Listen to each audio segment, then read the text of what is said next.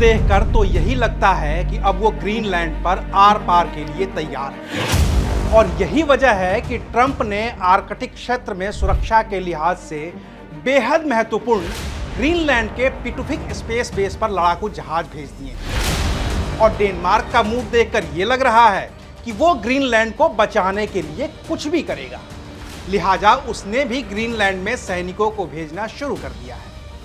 ऐसे में सवाल है कि अगर ट्रंप ने तय कर ही लिया है कि वो ग्रीनलैंड पर कब्जा करेंगे ही करेंगे, तो डेनमार्क के पास विकल्प क्या है? क्या नाटो के दूसरे देशों के साथ मिलकर डेनमार्क ग्रीनलैंड को बचा सकता है? क्या नाटो देशों के पास इतनी फोर्स है कि वो मिलकर भी अमेरिका का मुकाबला कर सकते हैं?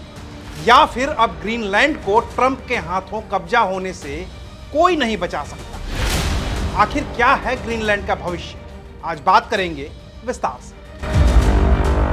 ग्रीनलैंड अभी भले ही डेनमार्क के पास है, लेकिन दुनिया की हर ताकत इस पर अपना कब्जा चाहती है। कम से कम अमेरिका के अलावा रूस और चीन तो चाहते ही चाहते हैं, क्योंकि ग्रीनलैंड के पास ऐसा कुछ है जो सबको चाहिए। वो बात चाहे सोने के भंडार की हो, दुर्लभ खनिज की हो, तेल की हो या फिर रेयर अर्थ मटेरियल की, ये सबको चाहिए। ऊपर से ग्लोबल वार्मिंग की वजह से बर्फ पिघल रही है, तो नए समुद्री रास्ते बन रहे हैं। इससे एशिया, यूरोप और अमेरिका के बीच की दूरी कम हो सकती है। इससे कारोबार आसान होगा और ग्रीनलैंड पर जिसका कब्जा होगा, इन रास्तों पर भी उसी का ही कब्जा होगा। लिहाजा ग्रीनलैंड सबको चाहिए। लेकिन ग्रीनलैंड को क्या चाहिए? अगर ये जानना हो तो वहां रह रहे लोगों से पूछना होगा, जिनकी आबादी महज 56,000 की है। लेकिन ग्रीनलैंड डेनमार्क का ही हिस्सा है, तो डेनमार्क कह चुका है कि ग्रीनलैंड बिकाऊ नहीं है। नाटो के जो और भी देश हैं वो भी कह चुके हैं कि ग्रीनलैंड बिकाऊ नहीं है। और अब तो डेनमार्क में लोग सड़क पर उतरकर ट्रंप के दिए गए नारे मेक अमेरिका ग्रेट अगेन का मजाक उड़ा रहे हैं। वो लाल रंग की बेसबॉल वाली कैप लगाकर नारे लगा रहे हैं मेक अमेरिका गो अवे। उन्होंने ट्रंप के मागा का पूरा मतलब ही बदल दिया है। इससे ट्रंप नाराज हैं और उन्होंने नाटो देशों पर तुरंत ही 10% का टैरिफ लगा दिया है। और ग्रीनलैंड पर समझौता न होने की सूरत में 1 फरवरी 2026 से 25% के टैरिफ का ऐलान भी कर दिया है। और नाटो की तरफ से इसका जो जवाब आया है वो तो ट्रंप को कतई पसंद नहीं आएगा, क्योंकि नाटो के सदस्य देश फ्रांस ने अमेरिका के खिलाफ सीधे सीधे मोर्चा खोल दिया है। फ्रांस के राष्ट्रपति इमैनुअल मैक्रोन ने पूरे यूरोपियन यूनियन से कहा है कि अब वक्त है कि यूरोपियन यूनियन के एंटी कोवर्सन इंस्ट्रूमेंट को सक्रिय कर दिया जाए। इस एंटी कोवर्सन इंस्ट्रूमेंट को व्यापारिक दुनिया का बजूका कहा जाता है, एक ऐसा ताकतवर हथियार जो तब सक्रिय होता है जब कोई दूसरा देश आर्थिक दबाव बनाने की कोशिश करे। ट्रंप ने टैरिफ की धमकी के जरिए यूरोपियन यूनियन पर दबाव बनाया, तो मैक्रो ने एंटी कोवर्सन इंस्ट्रूमेंट की मांग कर दी। अगर ये सक्रिय हो गया तो इसे यूरोपियन यूनियन की जवाबी कार्रवाई के तौर पर भी देखा जाएगा और इसके जरिए यूरोपियन यूनियन अमेरिका से इंपोर्ट रोक सकता है या फिर नए टैक्स लगा सकता है। तो अभी नाटो देशों के पास ये एक हथियार है, एंटी कोवर्सन इंस्ट्रूमेंट, जिसके जरिए वो डोनाल्ड ट्रंप की धमकी को बेअसर करना चाहते हैं। नाटो देशों की ओर से ट्रंप को जो दूसरा जवाब दिया गया है वो है आर्कटिक एंड्योरेंस। ये एक सैन्य अभ्यास है जिसमें 7 देशों के सैनिक ग्रीनलैंड पहुंच गए हैं और ये सब के सब नाटो के हैं। उन्होंने सैन्य अभ्यास शुरू कर दिया है। जिन देशों ने अपने सैनिक इस आर्कटिक एंड्योरेंस में भेजे हैं उनमें France, Germany, Britain, Norway, Netherlands, Finland और स्वीडन के सैनिक शामिल हैं। इसके अलावा डेनमार्क के तो सैनिक हैं ही। इस सैन्य अभ्यास के जरिए नाटो देश सिर्फ और सिर्फ यही साबित करना चाहते हैं कि ग्रीनलैंड के मुद्दे पर वो पूरी तरह से एकजुट हैं। नाटो एकजुट है, यूरोपियन यूनियन एकजुट है। लेकिन इस एकजुटता से, इस सैन्य अभ्यास से अमेरिका को कोई फर्क पड़ेगा? जवाब है नहीं। सैन्य अभ्यास बहुत छोटा सा है।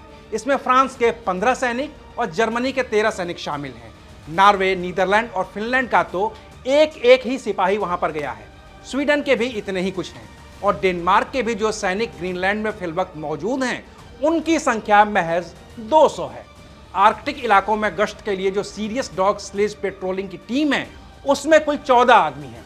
हालांकि ये फोर्स दुनिया की सबसे अनोखी और एलीट मिलिट्री यूनिट में गिनी जाती है, क्योंकि इसका काम -40 डिग्री के टेम्परेचर में ग्रीनलैंड की निगरानी करना है। इसलिए इनकी ट्रेनिंग भी बिल्कुल अलग होती है, जिसमें कोई आधुनिक तकनीक काम नहीं करती, पुराने तरीकों से गश्त होती है। ऐसे में इस सैन्य अभ्यास का फिलहाल कोई खास मकसद तो नहीं दिखता। हाँ, ये जरूर हो सकता है कि नाटो इस सैन्य अभ्यास के जरिए अमेरिका की धमकी का जवाब दे और भविष्य में अगर अमेरिकी हमले के खिलाफ हर देश के सैनिकों को एकजुट करना पड़े तो सैन्य अभ्यास के अनुभव बेहतर तालमेल के काम आ सकते हैं। नाटो का अगला प्लान भी यही है कि एक और बड़ा सैन्य अभ्यास किया जाए। इस ऑपरेशन को नाम दिया गया है आर्कटिक सेंट्री, जिसका मकसद ग्रीनलैंड और उसके आसपास के इलाकों में निगरानी बढ़ाना और किसी भी खतरे का सैन्य जवाब देने की ताकत को मजबूत करना है। हालांकि यह मिशन कब शुरू होगा और कितने दिन चलेगा ये साफ नहीं है। और रही बात जंग की, तो अमेरिका के बिना सारे नाटो देशों के सैनिक मिलकर भी उस फौज का मुकाबला नहीं कर सकते हैं जिसके मुखिया अभी डोनाल्ड ट्रंप हैं, क्योंकि नाटो का मतलब ही अमेरिका रहा है।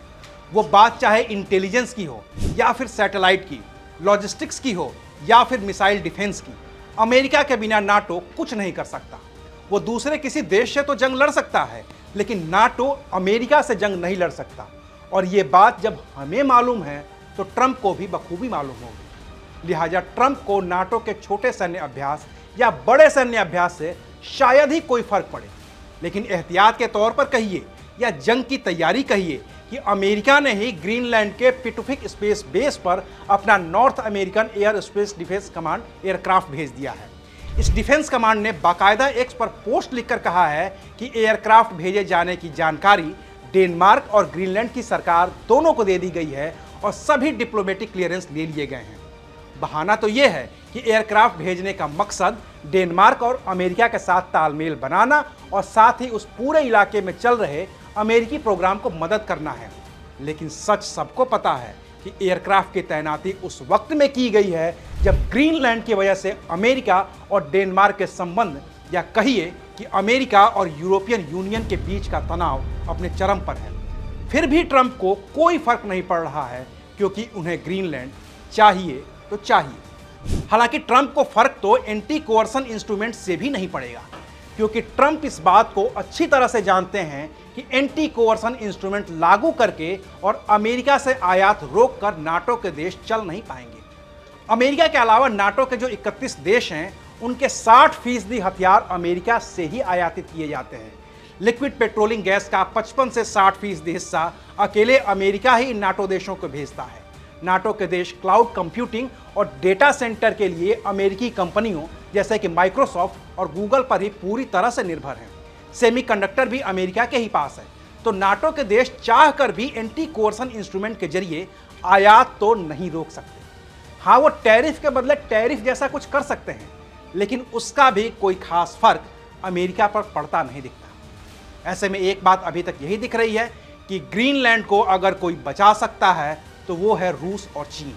लेकिन अगर रूस और चीन इस झगड़े में पड़े तो न सिर्फ नाटो का नक्शा बदलेगा, बल्कि दुनिया का भी नक्शा बदल जाएगा, क्योंकि तब जंग होगी और वो जंग इतनी बड़ी होगी कि उससे होने वाली तबाही का अनुमान लगाना भी नामुमकिन जैसा है।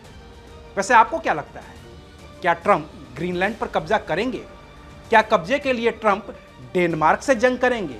और क्या जंग होगी तो नाटो के देश एक साथ अमेरिका के खिलाफ लड़ेंगे? आखिर क्या है ग्रीनलैंड का भविष्य? अपनी राय हमें कमेंट करके जरूर बताइएगा। शुक्रिया, आप देख रहे थे एबीपी लाइव।